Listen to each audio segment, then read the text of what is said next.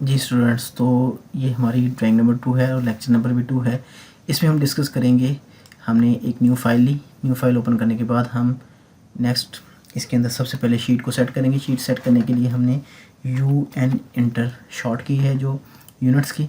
सबसे पहले unit set करेंगे। यूनिट सेट करने के लिए हमने डेसिमल की जगह डेसिमल रहने दिया और प्रिसिशन के अंदर जाकर हमने इसे इशारे के बाद 0.1 कर दिया है, क्योंकि हमारी जो ड्राइंग है, ड्राइंग के अंदर ये देखिए 0.1 है, तो 0.1 कर दिया। 0.1 करने के बाद इंच की जगह हमने कर दिया मिलीमीटर्स। ये देखिए मिलीमीटर्स करने के बाद ओके किया। और नेक्स्ट हम चलेंगे डी इंटर जो शॉर्ट की है डायमेंशन स्टाइल मैनेजर के अंदर मॉडिफाई में गए। मॉडिफाई के अंदर जाके हमने प्राइमरी यूनिट्स को सेट करना है।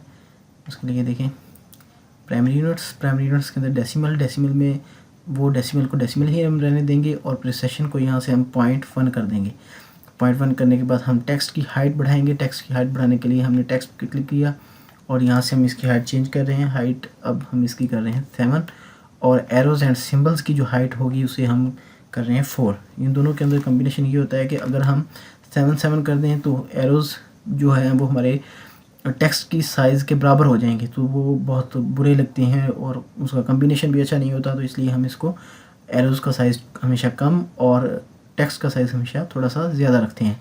सेट करंट किया और क्लोज़ किया।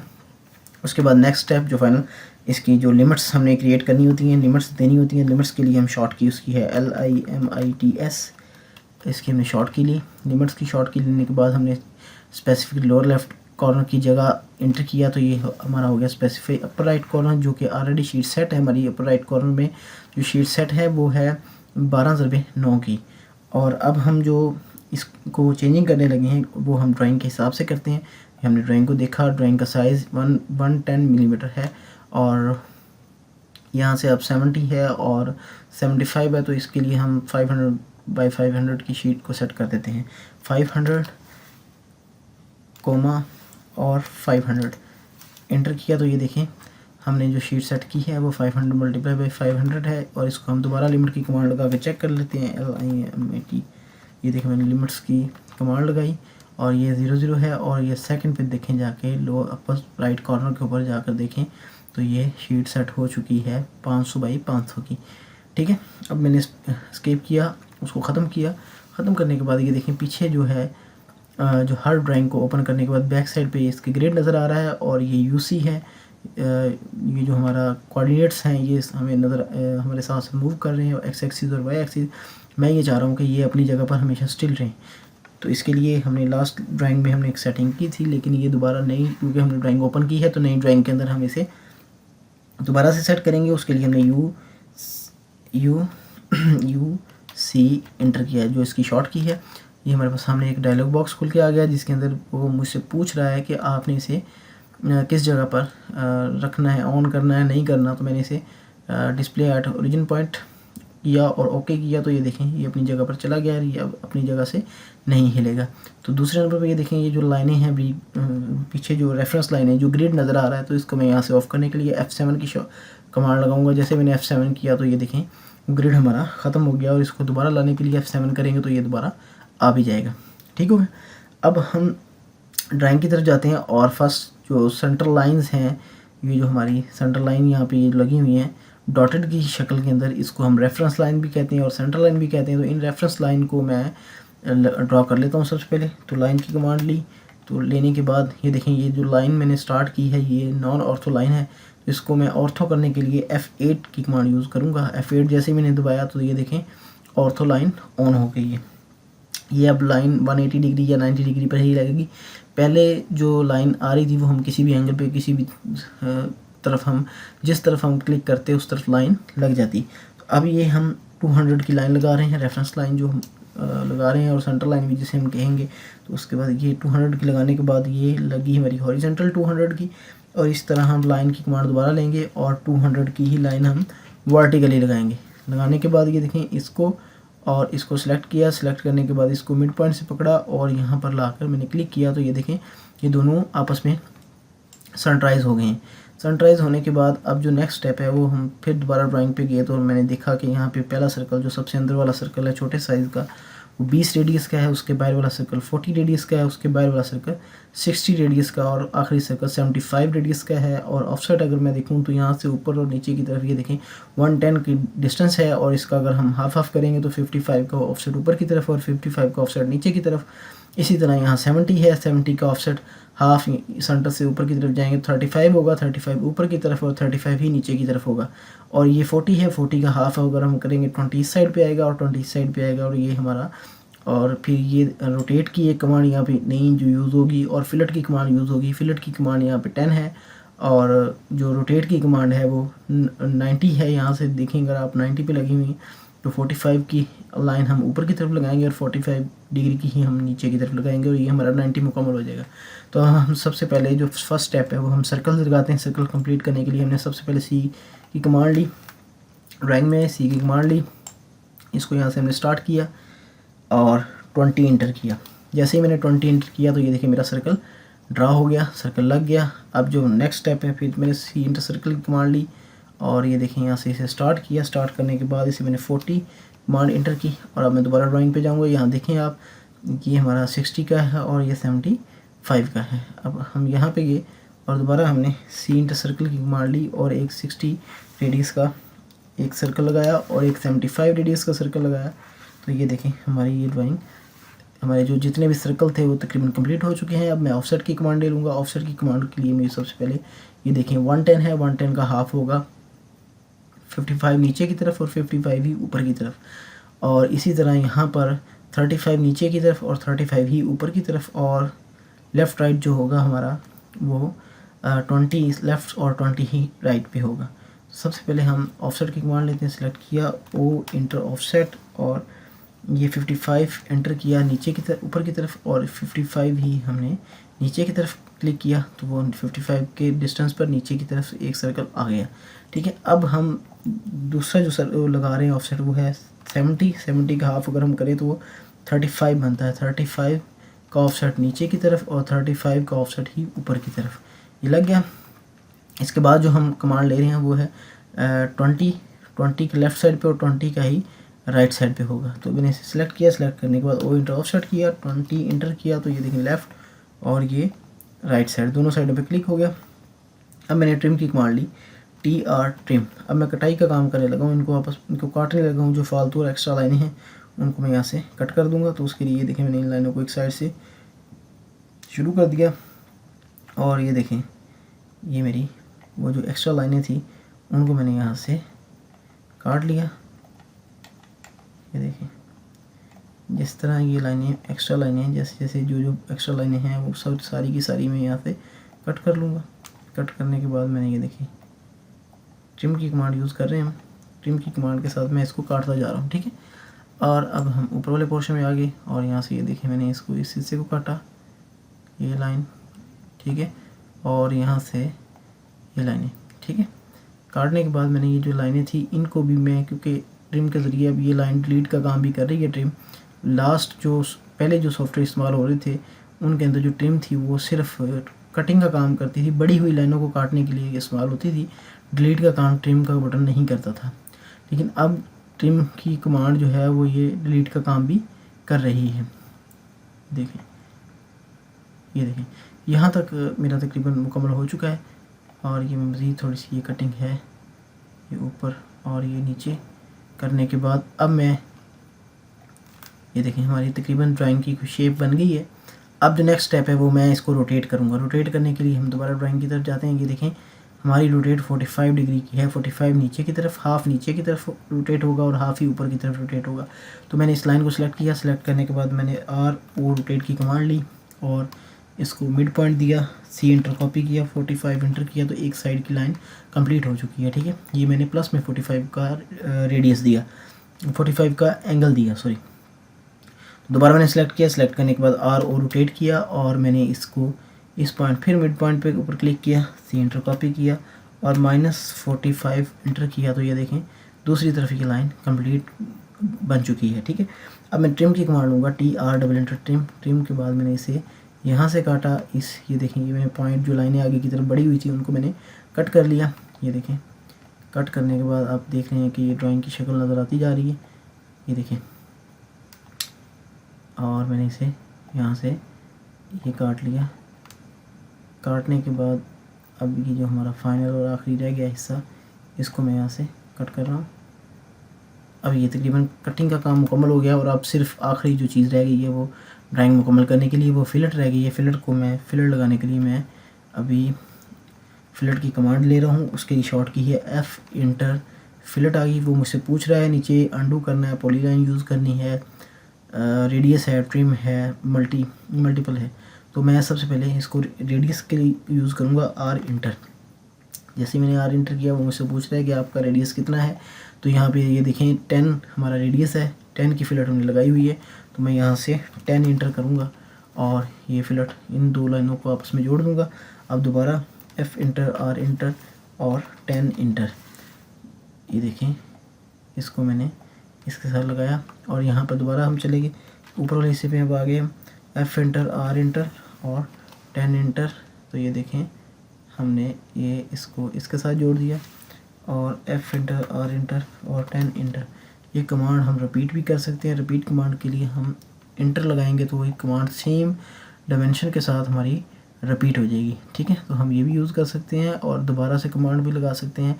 स्पीड से काम करने के लिए हम रिपीट कमांड इस्तेमाल कर सकते हैं और अगर हमने स्लो काम करना है और चीज़ों को समझ नहीं है, सिर्फ आपके समझाने के लिए मैं ये सब कुछ कर रहा हूँ ताकि आपको बेहतर तरीके से समझ आ सके। तो ये देखें हमारी ड्राइंग कंप्लीट हो गई है। इसके बाद अब हमने इस ड्राइंग के अंदर डायमेंशन लगानी है। ठीक है, डायमेंशन में आप देख रहे हैं कि ये ऑफसेट 70 वाला है, 110 वाला है और 40 वाला है। रेडियस है, तमाम सर्कलों का रेडियस है 20, 40, 60, 75 और फिर यहाँ पे थिकनेस दी हुई है और आखिर पे एंगुलर मेजरमेंट्स भी दी हुई हैं। तो मैं दोबारा ड्राइंग पे आता हूँ। इसके लिए हम यहाँ पे जाएंगे। ये हमारा ऑलरेडी लीनियर की कमांड ऑलरेडी ऑन है, तो लीनियर की कमांड को मैं यहाँ से यूज़ कर लेता हूँ और इसकी शॉर्ट की है DAL। नेक्स्ट टाइम अब हम इसको DAL के ज़रिए इस कमांड को यूज़ कर लेते हैं। ये देखिए डेल की कमांड से मैंने ये 70 लिया और अब 40 जो है वो मैंने दोबारा रिपीट कमांड की और ये देखें मैंने 40 को यहाँ पे लगा दिया। अब जो नेक्स्ट इसके बाद जो हमारे पास एंगुलर मेजरमेंट्स हैं, अब एंगुलर मेजरमेंट्स के लिए मैंने एंगुलर पे क्लिक किया। क्लिक करने के बाद मैं यहाँ पे आया और ये यहाँ पे क्लिक किया और इस हिस्से पे क्लिक करने के बाद ये देखें वो मुझे बता रहा है कि आपकी 90 डिग्री की डायमेंशन है। तो 90 डिग्री ये हमारी कंप्लीट होगी। जो हमारा ड्राइंग में था वो सेम हमारा यहाँ पे शो हो गया। अब मैं रेडियस लगाने लगा हूँ। रेडियस लगाने के लिए सबसे पहले मैंने अंदर वाले सर्कल का रेडियस लिया। तो उसके लिए जैसे ही मैंने सर्कल पे क्लिक किया तो उसने बताया ये 20 रेडियस का सर्कल है। मैंने यहाँ से दोबारा कमांड ली और ये देखें 40 रेडियस पे जब मैंने सर्कल पे क्लिक किया तो उसने मुझे बताया ये 40 रेडियस का है। दोबारा कमांड ली और मैंने यहाँ पे क्लिक किया तो वो मुझे बता रहा है कि ये 60 रेडियस का है। दोबारा कमांड ली और ये मुझे वो बता रहा है कि ये आपका 70 रेडियस का है और दोबारा कमांड ली। अब वो मुझे फिलेट के बारे में यहाँ पे बताएगा कि आपने जो फिलेट लगाई है वो 10 रेडियस की है। ठीक है, तो ऑलमोस्ट हमारी ड्राइंग कंप्लीट हो गई है, लेकिन सिर्फ अब थिकनेस रह गई है। तो उसके लिए लीडर लाइन की कमांड हम यूज़ करेंगे। LE एंटर लीडर लाइन की कमांड। तो ये देखें मैंने लीडर लाइन यहाँ से मैंने क्लिक किया। क्लिक करने के बाद ये देखें एक लाइन शिफ्ट की कमांड में यूज़ करूँगा। इसका ऑर्थो ख़त्म कर देंगे अपनी मर्ज़ी से, जिस तरफ मर्ज़ी हम इसे मूव कर सकते हैं। तो ये करने के बाद मैंने एंटर किया और MT टेक्स्ट की कमांड यूज़ की। MT टेक्स्ट की कमांड मैंने इस साइड से यहाँ से एक डायलॉग बॉक्स ओपन किया जिसके अंदर अब टेक्स्ट लिखा जाएगा और जैसे ही मैंने ये इसको ड्रॉ किया तो मेरे सामने टेक्स्ट की सेटिंग ओपन हो गई है। ठीक है, ये देख रहे हैं आप टेक्स्ट की सेटिंग ओपन हो गई। यहाँ पे वो टेक्स्ट की हाइट के बारे में बात कर रहा है। टेक्स्ट की हाइट 0.2 है ऑलरेडी जो सेट है। मैं इसे 7 कर दूँगा। 7 करके जैसे ही मैंने इंटर किया तो यहाँ देख रहे हैं आप यहाँ पर भी उस बॉक्स का साइज़ भी बड़ा हो गया है। जिसका साइज़ पहले 0.2 शो हो रहा था, अब वहाँ मैंने टेक्स्ट की हाइट को बढ़ाकर 7 mm कर दिया। अब जो भी राइटिंग मैंने लिखनी है, जैसे कि मैं ये थिक लिखने लगा हूँ तो ये मेरा स्मॉल लेटर्स है, तो मैं इसे रिमूव करके कैप्स लॉक ऑन करके thick THIC thick is equal to 8 millimetre. ठीक है, जैसे ही मैं लिखने के बाद ओके करूँगा तो ये बिल्कुल वही छोटे से साइज़ में लिखा हुआ आ जाएगा। तो ये मेरी ड्राइंग तकरीबन ऑलमोस्ट हमारी जो 2D ड्राइंग है वो कंप्लीट हो चुकी है। अब इसी के अंदर मैं आपको इसी ड्राइंग की 3D बना आपको सिखाता हूँ। 3D सिखाने के लिए हम क्या करेंगे, सबसे पहले इस ड्राइंग को as a master copy pending रहने देंगे ताकि हमारी 2D भी साथ रहे और हम इसको देखकर हम अपनी 3D के ऊपर काम कर सकें। मैंने इसकी एक कॉपी ले ली। कॉपी करने के बाद मैंने इसके अंदर जितनी भी डिमेंशनें दी हुई थी, सॉरी इसमें एक चीज़ हमने मिस कर दी, जो हमारी सेंटर लाइन है उसको हमने डॉटेड नहीं किया। तो सेंटर लाइन को डॉटेड करने के लिए हम बाय लेयर में गए और अदर्स पे गए और लोड लाइन पे गए और यहाँ से हमने एक डॉटेड लाइन सेलेक्ट की, ओके किया और यहाँ से हमने इसे ओके कर दिया। तो बाय लेयर पहले मैंने इन लाइनों को सिलेक्ट किया, सिलेक्ट करने के बाद बाय लेयर के अंदर आए और जैसे ही मैंने इस पर क्लिक किया तो ये देखें वो लाइन उसने बाय लेयर्स कर दी है। ठीक है, जितनी भी मतलब इस सेंटर से जितनी भी लाइनें टच थी वो सारी की सारी उसने सेंटराइज कर दी। ठीक है, और वो सेंटर लाइनें शो होने लगी हैं। तो मैंने बाय लेयर पे दोबारा चले गए, उसको बाय लेयर कर दिया ताकि और जो मैं मज़ीद लाइनें लगाऊं वो मेरी लाइनें डॉटेड ना लगें, क्योंकि अगर मैं उसे वैसे ही रहने देता तो अगर जो भी मैं लाइन लगाता, ये देखिए मैंने उसे वैसे किया, अब मैं एल इंटर लाइन की कमांड लगा रहा हूँ तो वो लाइन डॉटेड लग रही है। ठीक है, तो इसलिए मैं इस वजह से मैंने इसे दोबारा बाय ब्लॉक या बाय लेयर कर दिया ताकि अब मैं जो भी लाइन लगाऊँ एल इंटर लाइन, ये देखें वो लाइन सही पहले की तरह ही लगे, ये इंटर अरेज। तो अब हम इस ड्राइंग के अंदर ये थिकनेस इसकी 8 है, इसकी हम 3D बनाने लगे हैं। 3D बनाने के लिए हमने इसकी जो एक कॉपी कर ली है। कॉपी करने के बाद मैंने इसकी जो एक्स्ट्रा की जो डिमेंशनें हमने दी थी इसको मैं डिलीट कर रहा हूँ। सेलेक्ट करने के बाद ये देखें मैं इसे अरेज कर दूँगा और अभी आप देखेंगे ई अरेज की कमांड जो हमारी है वो ई इंटर है। हम डिलीट की कमांड के साथ भी ये काम कर सकते हैं। मैंने इसे सिलेक्ट किया ई इंटर और ये 8 थिक जो हमारी थी वो 8 mm थी, इसको भी मैंने सेलेक्ट करके अरेज कर दिया। तो ये आप देख रहे हैं ये ड्राइंग अलग-अलग कंपोनेंट से मिलकर ड्राइंग बनी है और अब ये सारे कंपोनेंट्स अलग-अलग हैं। तो इसको मैं मज़ीद कॉपी कर लेता हूँ। कॉपी करने के लिए CO इंटर कॉपी, तो मैंने कॉपी करके इसको इधर ही एक साइड पे पेस्ट कर लिया है। कंट्रोल C कॉपी भी कर सकते हैं हम यहाँ पे और CO कॉपी भी कर सकते हैं। CO कॉपी करेंगे तो जहाँ पर हम क्लिक करेंगे वहाँ पर ड्राइंग पेस्ट हो जाएगी। ये जैसे कि ये देखें CO कॉपी, तो मैंने इसे यहाँ पेस्ट कर दिया। और अगर मैं कंट्रोल C कॉपी करता हूँ, कंट्रोल C, तो वो मुझसे पूछेगा कि आपने कहाँ पेस्ट करनी है। तो फिर मैं उसे दोबारा से कंट्रोल V की कमांड लगाऊंगा तो वो मुझसे पूछेगा कि इसे कहाँ पेस्ट करना। तो मैं जहाँ पे क्लिक करूँगा वहाँ वो इसे पेस्ट कर देगा। मैंने इसे सेलेक्ट किया, इसे ई इंटर अरेज कर दिया। तो ये देख रहे हैं ये तमाम कंपोनेंट्स अलग-अलग हैं, अलग-अलग लाइनें हैं, सर्कल हैं, फिलेट्स हैं, जिनसे मिलकर ये हमारी एक मैकेनिकल की एक शक्ल जो है वो क्रिएट हो चुकी है। एक ड्राइंग हमारी जो बन चुकी है, एक कंपाउंड, एक बॉडी बन गई है। ठीक है, इसको अब हम इसकी बाउंड्रीज एक करते हैं। बाउंड्रीज एक करने के लिए हम BO की कमांड यूज़ करेंगे, BO। ठीक है, ये बाउंड्री की शॉर्ट की है। मैंने जैसे ही BO इंटर किया बाउंड्री के लिए, तो ये देखें वो मुझसे पूछ रहा है पिक पॉइंट, मैंने ओके किया और जैसे ही मैंने इस पिक पॉइंट पे क्लिक किया तो ये देखेंगे आपकी ये इसकी बाउंड्री एक हो चुकी है। इस तमाम हिस्से की बाउंड्री एक हो गई है और मैंने सब को सिलेक्ट करके M एंटर मूव किया यहाँ से एक साइड पे। तो नीचे वही पहले वाली ड्राइंग, क्योंकि जिस चीज़ की भी वो बाउंड्री करता है, बाउंड्री करने के बाद उसके तमाम कंपोनेंट को आपस में जोड़ने के बाद एक कॉपी नीचे पेंडिंग में पड़ी रह जाती है। और अगर हम इसको वहाँ से मूव ना करें, उस चीज़ को वहाँ से मूव ना करें, तो नीचे वाले जब हम एक्सट्रूड की कमांड लगाते हैं तो ये वाले हिस्से भी एक्सट्रूड हो जाते हैं और वो बाद में लाइनें 3D के अंदर शो होती हैं, जो कि बहुत ज़्यादा हमें हमारे काम को करनेस, उसकी क्लीननेस को में फॉल्ट आता है, खूबसूरती नहीं रहती काम की और बार बार हमें वो लाइनें डिस्टर्ब करती हैं और वो लाइनें हमें बार बार डिलीट भी करनी पड़ती हैं। क्योंकि अभी तो हम सिर्फ एक छोटे से कंपोनेंट की 3D बना रहे हैं और अगर हम ज़्यादा कंपोनेंट हों, काफ़ी सारे कंपोनेंट हो जिनकी हम 3D बना रहे हों, तो फिर हमारे लिए ये परेशानी और भी बढ़ जाएगी। ठीक है, तो अब मैं एक्सट्रूड की कमांड लगा रहा हूँ, EXT एक्सट्रूड की कमांड के ऊपर मैंने जैसे ही क्लिक किया, क्लिक करने के बाद मैंने इस सारे कंपोनेंट्स को यहाँ से सिलेक्ट किया और इंटर मारा और फिर मैंने 8 इंटर किया। तो ये देखें ये 3D बन चुकी है। इसका वो मुझे बता रहा है कि ये देखें आपकी ये 3D बन गई है। ठीक है, तो अब मैं इस 3D को देखने के लिए मैं यहाँ से 2D वाइड फ्रेम से रियलिस्टिक व्यू में जाऊँगा। तो ये देखें आपको शायद आइडिया हो जाए कि ये जो 3D बनी है इसके अंदर से हमें दोबारा से सब्ट्रैक्शन करनी पड़ेगी। सब्ट्रैक्शन करने के लिए मुझे वही प्रोसीजर इस्तेमाल करना पड़ेगा जो मैंने लास्ट ड्राइंग में किया था। 2D वाइड फ्रेम में वापस आए जिस जिस हिस्से को मैंने सब्ट्रैक्ट करना है, ये 8 है तो मैं इसे 16 कर लूँगा या 20 कर लूँ, 20 इसकी हाइट दे लेंगे, ठीक है, इस हिस्से की। तो इस हिस्से की मैं हाइट देने के लिए वही बी और बाउंड्री की कमांड ली। बाउंड्री कमांड लेने के बाद मैंने पिक पॉइंट लिया, इसको, इसकी बाउंड्री एक की, इसकी सर्कल की ऑलरेडी एक होती है तो ओके किया। ये देखें ये चीज़ों की बाउंड्री एक हो गई है, पूरी लाइन लग गई हैं। तो अब मैं एक्सट्रूड की कमांड दोबारा लेता हूँ, EXT एक्सट्रूड। तो इस हिस्से को, इस हिस्से को और इस हिस्से को सेलेक्ट करने के बाद मैंने इंटर किया और मुझसे हाइट पूछ रहा है, तो जो मैंने 20 रख ली है, ठीक है। अब मैं इन तीनों 3Ds की मैंने यहाँ सेलेक्ट किया। सेलेक्ट करने के बाद इनका यहाँ से बाय लेयर में गए और मैंने इनका कलर रेड कर दिया या कोई भी कलर जो आपको अच्छा लगे। करने के बाद मैं रियलिस्टिक व्यू में गया। रियलिस्टिक व्यू में जाने से पहले मैं क्या करूँगा कि इसको यहाँ से एम एंटर मूव कर लूँगा। मूव करके इस हिस्से में मैं इसे पेस्ट कर लूँगा। ये देखें मैंने यहाँ से सेलेक्ट किया। अब यहाँ से पेस्ट करने के बाद मैं रियलिस्टिक व्यू में गया तो वो देखें यहाँ पे मुझे शो करवा रहा है कि ये यहाँ पर आपकी 3D आ चुकी है। मैंने जो यहाँ से मूव किया था वो वहाँ पहुँच गई है। तो अब मैं आइसोमेट्रिक व्यू में जाऊँगा।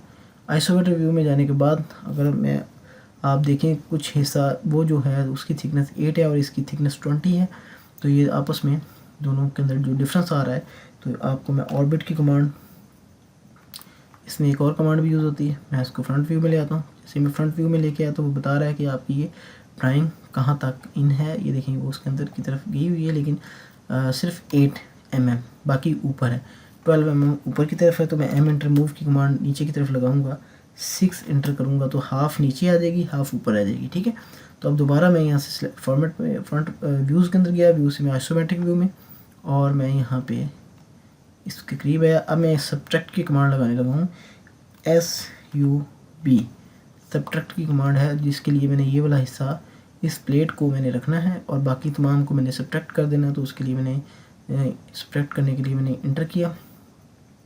इंटर करने के बाद मैंने इसको, इसको और इस हिस्से को जिसको मैंने कट करना है, मैंने सब्ट्रैक्ट करना है, उसको मैंने सेलेक्ट करने के बाद इंटर किया। तो ये देखें ये हिस्से खाली हो चुके हैं, लेकिन क्योंकि ऑलरेडी वो जो हमने पॉइंट हमने ऑलरेडी जो अंदर थे उनको हमने जो हमने हमारे पहले एक्सट्रूड हो चुके थे उनको हमने डिलीट नहीं किया था, तो इसलिए ये ड्राइंग, ये जो चीज़ थी वो शेप नहीं बन रही थी, वो ऑलरेडी अंदर थे। तो हमने सब्ट्रैक्ट करने के बाद उन्हें हमने अंदर से डिलीट किया और ये देखें हमारी ये शेप बन गई है, कंप्लीट हो गई है। तो अगर आप ये ड्राइंग देखें तो ये सेम इसी तरह की हमारी ये शेप है जिसकी थिकनेस 8 mm है। और ये एक तरीका ये था 3D बनाने का। दूसरे तरीके के लिए अगर आप और करें तो हमारे पास एक बेहतरीन कमांड है, प्रेस पुल की कमांड है। इतने लंबे प्रोसीजर से शॉर्टकट की तरफ अगर हम जाएं तो प्रेस पुल की कमांड एक इस्तेमाल होती है। आपको बाउंड्री करने की ज़रूरत नहीं है, आपको कोई काम करने की ज़रूरत नहीं है। सिंपल आप ड्राइंग उठाएं और उसके अंदर प्रेस पुल की कमांड लगाएं और 1 मिनट के अंदर, बल्कि कुछ सेकंड के अंदर आप प्रेस पुल की कमांड के ज़रिए 2D से 3D को अंदर कन्वर्ट कर सकते हैं। ये मैंने प्रेस पुल की कमांड एंटर की, हमारा व्यू जो है वो साउथ वेस्ट आइसोमेट्रिक है। तो मैंने यहाँ पे क्लिक करने के बाद जैसे ही मैंने इसको मैं 2D/5 में ले गया और दोबारा मैंने वो प्रेस पुल की कमांड लगाई, PRES press pull. I think यहाँ पे टॉप व्यू पे आके मैंने प्रेस पुल की कमांड ली, PRES प्रेस पुल, और इस हिस्से को यहाँ से हाइट दे दी है मैंने 8 एंटर, और दोबारा रियलिस्टिक व्यू में गए और यहाँ से टॉप से हम गए साउथ वेस्ट में, ठीक है। ये देखें ये ड्राइंग भी हमारी बनी हुई है और ये ड्राइंग भी इसी तरह। इस ड्राइंग के नीचे भी अगर मैं इसको इस तरह सेलेक्ट करता हूँ तो ये विंडो सेलेक्ट है। विंडो सेलेक्ट के अंदर जब मैं मूव करूँगा इसे तो इसके नीचे जो लाइनें पड़ी हुई हैं वो भी इसके साथ ही मूव हो जाएंगी। आपको शायद नज़र ना आ रही हो, पता ना चल रहा हो, लेकिन मुझे वो लाइनें नीचे ये देखें शो हो रही हैं। आप ये देख रहे हैं ये लाइनें नीचे शो हो रही हैं। तो मैंने अब सिर्फ इस 3D को सिलेक्ट किया, सिलेक्ट करने के बाद एम एंटर मूव किया। तो यहाँ से जैसे ही मैंने इसे मूव किया तो ये देखें वो पूरी की पूरी शेप नीचे पेंडिंग में, मतलब उसके नीचे वो एक उसकी कॉपी पड़ी हुई है, मास्टर कॉपी, एक कॉपी उसके नीचे भी पड़ी हुई है, ठीक है। सेलेक्ट करने के बाद मैं इसका कलर यहाँ से बाय लेयर में यहाँ से भी चेंज कर सकता हूँ। मैंने इसका कलर यहाँ से रेड कर दिया और ये देखें रेड कलर के अंदर कन्वर्ट हो गई है। ये 3D बनाने में और वो 3D बनाने में हमें काफ़ी टाइम लगा, और ये 3D बनाने के लिए जस्ट हमने एक कमांड लगाई प्रेस पुल की और हमारी ये 3D कंप्लीट हो गई। तो इस लेक्चर में इतना ही। नेक्स्ट हम ड्राइंग नंबर 3 के ऊपर काम करेंगे और इंशाल्लाह वो भी आप बहुत अच्छे तरीके से आप सीखेंगे। तो ये इस लेक्चर में इतना ही। हमने ड्राइंग नंबर 2 की 3D कंप्लीट कर ली है। अल्लाह हाफ़िज़।